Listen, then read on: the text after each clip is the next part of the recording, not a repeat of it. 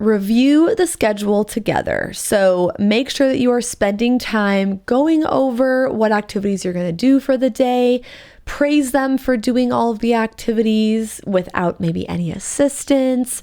Make sure you focus on that positivity, that positive feedback, so that way they feel like they accomplished something, even if it was something small like brushing their teeth by themselves. Give them that feedback, and just make sure that you're working on this together and you are implementing it consistently, because there's no point in even starting this process if you're not going to at least try it for 2 weeks to see if it helps. I'm Rachel. And I'm Jessica, and this is All Things Sensory by Harkla. We are both certified occupational therapy assistants, and together with Harkla, we are on a mission to empower parents, therapists, and educators to help raise confident and strong children of all abilities. On this podcast, we chat about all things sensory, diving into special needs, occupational therapy, parenting, self-care, overall health and wellness, and so much more. We are here to provide raw, honest, and fun strategies, ideas, and information for parents, therapists, and educators, as well as other professionals to implement into daily life. Thank you so much for joining us. Hey there, welcome to All Things Sensory Podcast. We're happy to have you here today for another episode. I'm Rachel. And I'm Jessica. And today we're going to talk about visual schedules, how to get started. We talk about visual schedules a lot, how to incorporate them into sensory diets, and we recommend that you use them for sensory diets, daily routines, primitive reflex integration. I talk about them all the time with my clients at the clinic. So this is really like how to get started using a visual schedule if you've never used one before. Mm-hmm.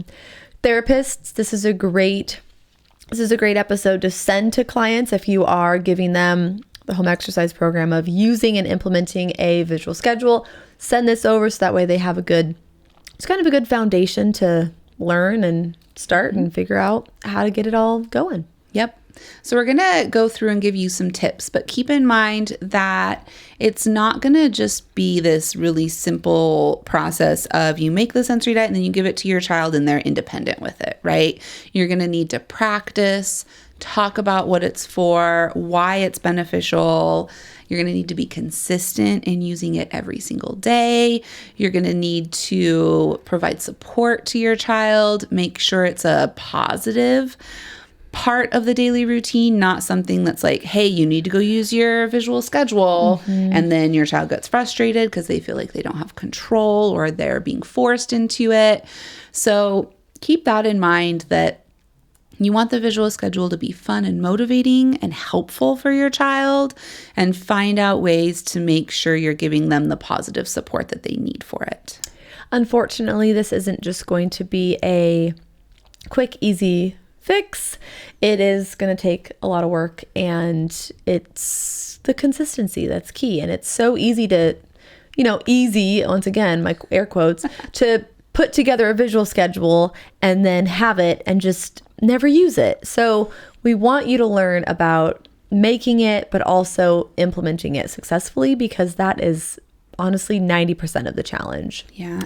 I was going to say, I can't tell you how many visual schedules I've made and they weren't the right ones, or we've had to do something different or modify and change. Yeah, so definitely. And I think too, depending on your child, you might need to explain to them why you're wanting to use the visual schedule. I think back to my son, and when we first created his morning visual schedule several years ago, it was because we were both frustrated of me telling him to do things in the morning over and over again. And I remember sitting down with him one day and I was like, do you get annoyed that I'm telling you to brush your teeth 5 times in the morning? And he was like, yeah. I was like, well, I'm kind of annoyed about the situation too. And so we talked about it and we figured out that maybe using a visual schedule, a visual list of the things he needed to do in the morning would make it less annoying for both of us. And it was. So depending on where your child's at, depending on if they need that explanation or that conversation or not, just have an open conversation about how the mornings are going, if it's a challenge, if the morning is the one that you want to do this for, and just make it really simple and open, and like, maybe we should try this and see if it helps. Worth a shot. Yeah. Exactly. Yes. So when you are committing to a visual schedule, you're it is a commitment, isn't it? It really That was is. a good word to throw in there. Thank you. It's a commitment. You are committing to the visual schedule. It's important to make sure that you are setting it up that in a way that's going to be successful for everyone. So the first thing that we need to do is to really identify when you're going to implement the visual schedule, what activities you want to include on that visual schedule. So, for example, we're going to start with one routine, one time per day, and we're going to pick our activities. So if we say the morning routine, because that's kind of the example that Jessica was talking about earlier, so we're going to stick with that example. So we are going to identify which activities are part of that morning routine. So getting dressed, eating breakfast, brushing teeth, getting the backpack, getting the shoes. And we're going to break it down as much as needed. So for some kids, all they need to know is, I need to get dressed. And that's enough for them to know, I need my underwear, I need my socks, I need my shirt, I need my pants, all those things. But for other kids, they might see that visual of, I need to get dressed, and they're like, what does that even mean? Where do I start? So then thinking about that and breaking down that step could be part of the visual schedule as well. So we're going to first do our underwear, then we're going to do our shirt, then we're going to do our pants, then our socks, then our shoes. So really the first step is identifying what activities you need to include. How broken down do these need to be? Same with brushing the teeth, right? Is it just, okay, go brush your teeth? They know that they need to get the toothbrush, the toothpaste, squeeze it, put the lid on, rinse their mouth. You know, how broken down. So keep that in mind, and then also keep in mind what other daily activities you need to include on that visual schedule as well. Yeah, and I think it's important when you're first starting out to make sure you are just picking one routine, one time of day to start with. You don't want to jump in and have 4 new visual schedules for the entire day when you've never even used one before. So pick the one daily routine that's causing the most stress, that's the most challenging. Or maybe you pick the one that's the easiest to do. You could go that route as well and be like, I know that the morning routine is really difficult right now. After school routine's a little easier. That's actually where I'd like to start. You could also do that. Yeah. But yeah, starting with just one, I think, is helpful. Yes, definitely. Yeah. The next step is to use clear visuals of some sort. So some children really do a great job with photos of them doing the tasks. So maybe you spend a weekend taking pictures with your child as they go through and role play the morning routine on a school day. And then you print those pictures, and that's the visual schedule. Some children will just need like an icon or a symbol, or like, what is the BrainWorks, the blue man? Yeah, we've got the blue dude, and then we also have like the regular kid, like the cartoon kids. The cartoon kids. Some kids do well with those. Maybe drawings, illustrations. Maybe some children just need a written list. That's what we used because my son was learning to read, and he could just read it off, and it was really simple for him. So just know, like, work towards your child's strengths. Are they a good reader, or are they more visual with a picture? Do they need it to be a picture of them so that they understand it, or is an illustration okay? Yep. All right, number 3, we're going to incorporate those sensory breaks. So we are going to make sure that we are adding in consistent sensory breaks, sensory snacks, a sensory diet if needed, and making sure that we are adding those activities onto the visual schedule as well. So if you know that your child really benefits from like 5 minutes of swinging in the morning to wake their body up and send them off to school on a good foot, add that to the visual schedule, and then use a visual timer to keep track of how long that they're going to swing. So if they're going to swing for 5 minutes, set that visual timer. They have that picture of them in the swing, so they know exactly what to do. Go upstairs, swing, timer goes off. Okay, let's see what's next on your chart. Or your visual. Yeah. One thing you can do is color code your visual schedule. So we often talk about like the zones of regulation. So you could use that. You could use whatever colors you want for different activities. Maybe you have green activities are the sensory activities. Maybe you have yellow activity or yellow color for the meals and blue for after school, or however you want to color code it, if that's going to make it easier for organization. But mostly you just want to keep it as simple as possible, especially when starting out. Try not to add too much too soon. But what is it that you always say? Simplicity is the highest form of elegance. There you go. Yep, that's what it was. So as a quick example, so what we do for our, like we have all these laminated construction papers attached to my wall. My house is very aesthetically pleasing, just so you know. Gosh. It doesn't matter. Oh my gosh. Because it's important, right? Well, it is, but you're saying it sarcastically, but it actually is. Thank you. It's the problem. But all these primary colors on my wall, it's fine. It's worth it. One wall of your house. One wall. But yeah, so I've got a blue page that coordinates with the routine activities. I have a red page that coordinates with the calming activities because the calming cards are red. Yellow is those just right activities, and so forth. And so whether you have all of those on the wall or whether you have those in a binder, you can easily go and pick the icon cards of what you need and put it onto the visual schedule. So that's kind of what we mean by color coding. So that way you know, okay, well, I need a calming activity. So let me flip to the red page and grab a calming activity and stick that on the visual schedule. You don't have to color code. Absolutely not. But it is it can be helpful. It can be helpful if that's how your brain works. Yep. Sometimes that's what you need. Yep. And then next, you want to identify what type of visual schedule is going to work best for your child. Do you want to use a Velcro board where the pictures are laminated, the schedule is laminated, and you use little Velcro pieces to attach them? Or a magnet board? I know Amazon has a lot of different visual routine schedules that are magnetized that can be helpful. You could do like a laminated checkoff list. Again, that's what we ended up doing with my son. We made the list with check boxes, laminated it, and he would just use a dry erase marker to mark it off when he was done. A whiteboard or a dry erase board that you can erase when you're all done with it and write a new one on it. Yep. You can also do an electronic visual schedule. If your child uses an AAC device, you can create visual schedules on there. What's the calendar that you guys use at home? It's Skylight. Skylight calendar. Yes. And that one's cool because it connects to your calendar. And so for me personally, as a grown-up, it's really helpful to just click and see what's on my calendar for the day, and it syncs with all the calendars that you want it to sync with.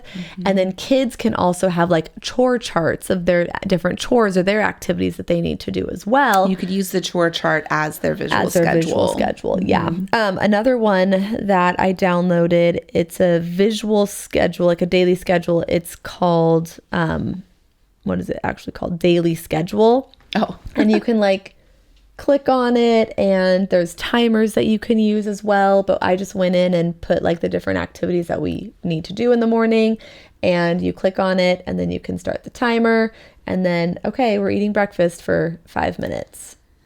And when the timer goes off, okay, check it off. We're done. Check it. Oh, is that satisfying for you? Yes. So if your kiddo is motivated by technology, that's also an option. And that one's nice because you literally will have it anywhere you go because we all have our phones with us. So yeah, totally. Something to keep in mind. Yeah. So lots of different options.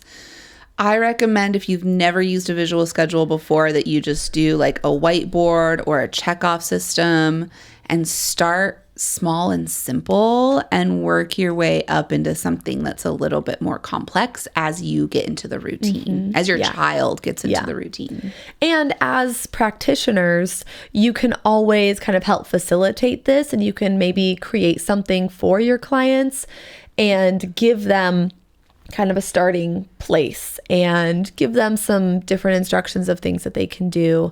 I have made visual schedules for clients before where that is our treatment session, is having the child participate in the creation of their visual schedule. Often this occurs when the family doesn't have access to a laminator. So we'll print off a template, we'll get their picture cards, and the child helps pick them out, laminate them, helps cut them out, helps stick the Velcro pieces on.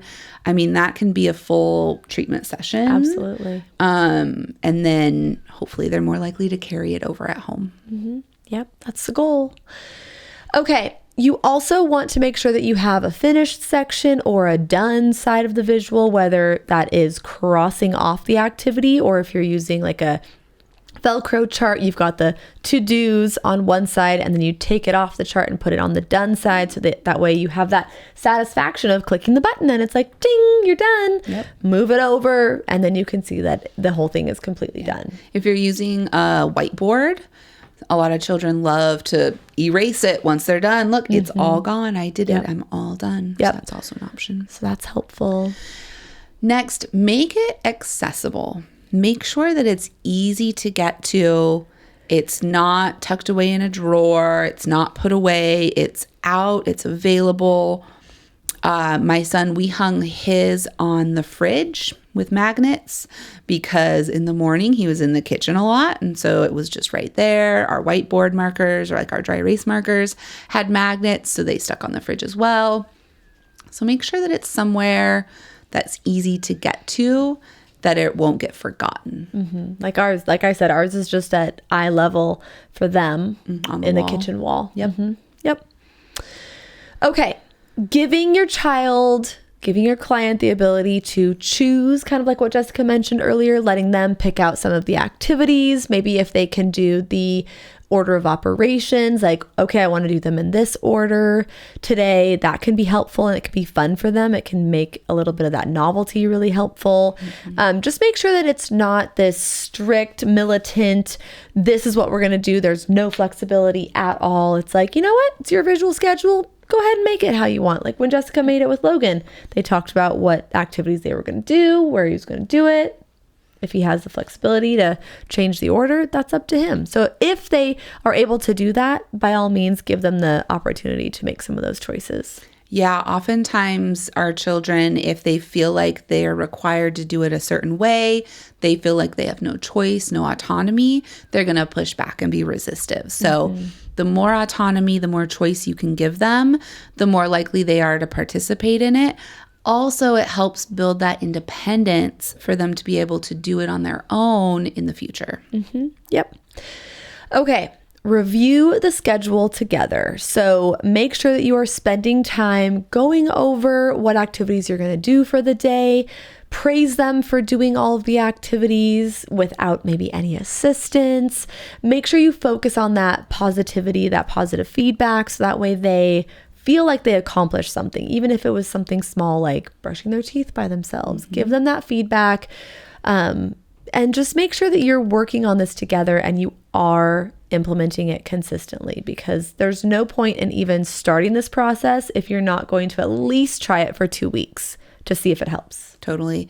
And one other thing I'll say is sometimes asking your child what's next is more helpful than telling them to go look at their visual schedule and to do what's next. So again, it kind of increases that independence of, you know, maybe you notice that they're getting distracted. You'd be like, oh, hey, what's next on your visual schedule? What did you do? What did you just do? Did you mark it off? Did you take the picture off? What's next? What are you going to do on your visual schedule next? Yeah. Yep. Love that. Love that idea. We do have a visual schedule template that you can download. It's a really simple to-do on one side, done on the other side. You can laminate it and use the Velcro to have pictures on there, or you can draw pictures or write on it. That'll be linked down below in the show notes or the description on our freebies page, and you can download that. We also do have more visuals in our sensory diet course. We have, obviously they're made for sensory diets, but you can use those visuals for any type of visual aid that you're making. So that course will be linked in there as well, because sensory diets are a big part of our daily schedule and our daily routine. So that could be really beneficial if you're trying to figure out how to add more sensory activities into your daily routine. Yeah. If you have questions about visual schedules, you can leave a comment on this video if you're on Spotify or watching on YouTube. You could also let us know in the comments if you use a visual schedule and what you found helpful for you, because that will likely help someone else. Yes. We appreciate you being here. We appreciate your questions. If you have specific questions, you can fill out the form in the show notes or the description of this podcast, video, whatever you want to call it. It's both now. So you can fill that out and we would love to answer your question and just help you out however we can. Yep. All right. We will talk to you next time. Okay, bye. Thank you so much for listening to All Things Sensory by Harkla. If you want more information on anything mentioned in the show, head over to harkla.co/podcast to get the show notes. If you have any follow-up questions, the best place to ask those is in the comments on the show notes or message us on our Instagram account, which is at Harkla_family or at All Things Sensory Podcast. If you just search Harkla, you'll find us there. Like we mentioned before, our podcast listeners get 10% off their first order at Harkla. Whether it's for one of our digital courses or one of our sensory swings, the discount code SENSORY will get you 10% off. That's SENSORY. Head to harkla.co/sensory to use that discount code right now. We are so excited to work together to help create confident kids all over the world. While we make every effort to share correct information, we're still learning. We will double check all of our facts, but realize that medicine is a constantly changing science and art. One doctor or therapist may have a different way of doing things from another. We are simply presenting our views and opinions on how to address common sensory challenges, health-related difficulties, and what we have found to be beneficial that will be as evidence-based as possible. By listening to this podcast, you agree not to use this podcast as medical advice to treat any medical condition in either yourself or your child. Consult your child's pediatrician or therapist for any medical issues that he or she may be having. This entire disclaimer also applies to any guests or contributors to the podcast. Thanks so much for listening.